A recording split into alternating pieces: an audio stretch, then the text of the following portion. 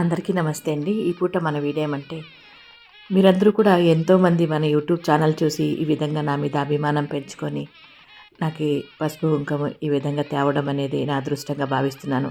ఇది ఎన్నోసార్లు చెప్పింటాను. కాకపోతే ఎన్నిసార్లు చెప్పినా కూడా తక్కువే అని నాకు అనిపిస్తుంది. ఎందుకంటే మీరెవరో నేనెవరో, కాకపోతే భగవంతుడు ఈ రకంగా మనకు బంధం కలిపాడు. ఆవిడ పేరు వరలక్ష్మి గారండి. వాళ్ళు పుత్తూరు నుండి వచ్చారు జంట. ఎంతో మంచి మనసుతో ఈ విధంగా నాకు పసుపు కుంకుమ తెచ్చారు.